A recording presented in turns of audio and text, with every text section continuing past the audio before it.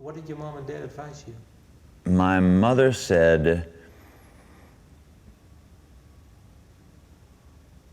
my mother's so incredibly supportive. She said, you have to do this and you have to be authentic and you can't compromise your artistic integrity for anything. She said, if you write songs that are completely avant-garde and don't have any of the right major or minor thirds, and you go through them and they scare everybody because that's what you love, then that's what you have to do. You can't let somebody tell you what to sound like. And my father said, just so you know, in spite of what you might think because of the things you've seen growing up, this is not a glamorous job. He said, this is a blue-collar profession. And he said, I know I stay in nice hotels, but that's not going to be the way it's going to be for you. You guys are going to be driving in a van all day just to get to shows where sometimes they've been so badly under-promoted that there's only a fraction of the people who would like to see you in that town in attendance, and it's going to break your heart a lot of nights. I said, so you think I should be a gardener? And he said, no, I think you should be a Jedi Knight. I said, what do you mean? And he said, well, I think that if I were you, what you're talking about would be the scariest thing that you could possibly do. And it would be the only option, because what else is that big of a challenge? What else promises to build that much character? Either you're going to get great success, or through your frustrations, you're going to build tremendous character. So he was a little bit more cautionary than my mother was, but they were both very supportive. But you have the character now. I'm getting older. That's what happens. You know, what we do is we get old. We suffer and we triumph and we experiment with our own integrity and who we see ourselves as, our values and our morals. And we inherit responsibilities, adult responsibilities that seem a lot of the time like burdens, but in the end of the day, they mean the world to us because they make us feel good about being who we are. And to ask me the question again, because I got off track. You said, well, your dad said, either you're going to have big success, or because of all the tribulation that you went through, you have built a strong character. So you have built a character now? Well, yeah, I think that I really am a character now. The character that I've become, I think, largely built me before I even was acquainted with it. But now that I've learned a lot of lessons and I've gone through a lot of disappointments and triumphs as well, I think that the character is the only thing. Like a lot of the time, people will feed me food, and it doesn't matter so much whether the ingredients are my favorite, and it doesn't matter if it's the kind of food I like to eat or how specifically good it tastes. It's the spirit of the person who prepared it. It is the intention and the care that they put into the preparation of it that makes me love the food. That is what character is. It is spirit. It is the spirit that you bring to the things that you do. Last question. Success. Do you want to have success? My Uncle Livingston says that the best thing that you can possibly be is rich and anonymous, and the worst thing that you can possibly be is poor and famous. So I'm going to try to shoot for somewhere right in the middle. But the amount of fame and success that your mom and dad have, do you also, is it something that you want to achieve, or you say, well, no, I'm really happy now and I've seen enough and it's okay for me? What I want is to understand the success that I have, because it is tangible success. Like I say, I get to be here and this is my job. This is wonderful. What I want is to really accept the success that I have as being good enough and being successful enough, which is difficult coming from where I come from.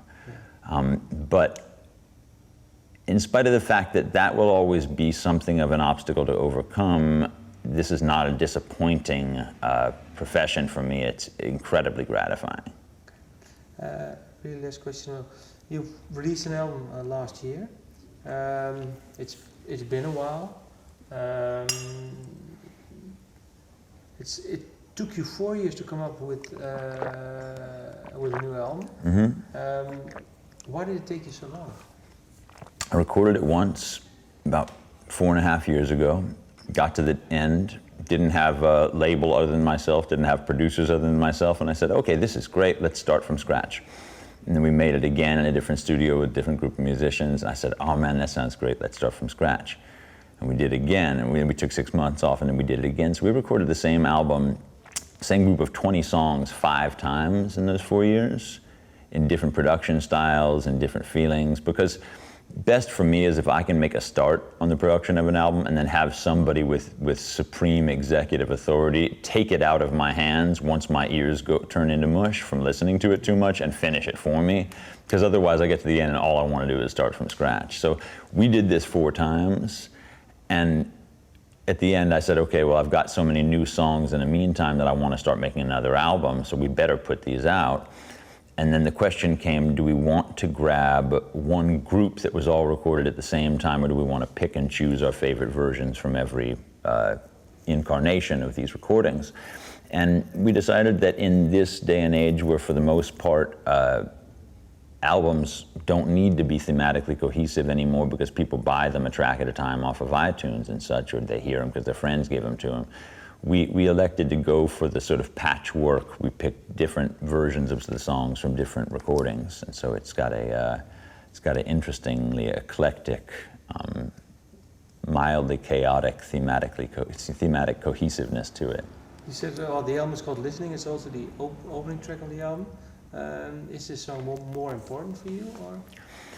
No. When it comes to naming an album, I have to think about having a word or a title that I can feel good about promoting.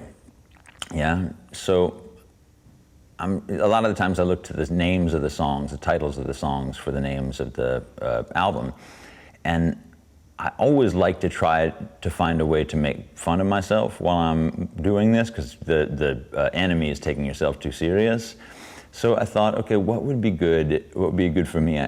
I'm a horrible listener. I'm a bad listener. And it's not because I don't try, it's just because performers have so much more practice being listened to than they do listening to others. I realized that if I became a better listener, I would become a better songwriter. Because if I was only listening to myself, then I was apt to start writing the same song over and over and over again. So I thought that listening would be good. The other thing is that I do a lot of work for nonprofit organizations, especially in my local community and abroad too, when I find causes with that are near to my heart. And when I do that stuff, it's always easier to tell people to come to the shows. I can say, come on, I'm going to play some music. We're here to support, the community, to get to know this incredible organization that's helping, the people and the children in your community. We're going to raise some money for them. It's a great cause. I feel wonderful about people telling people to come to that show. But coming to say, see me, I'm going to be awesome, that's just feels bad. So I thought, I need something to promote that I can feel good about promoting. And I'm not alone as not being a very good listener. A lot of the people I know are not such good listeners. So I felt I would go on tour promoting listening as a cause, and promoting myself to get better at it for the sake of my songs, and promoting the people who listen to my songs to get better at it for the sake of their listening enjoyment and the richness of their life and their connections. Nice ending. Thanks. Thank you. I'm going to listen to your song. Cool.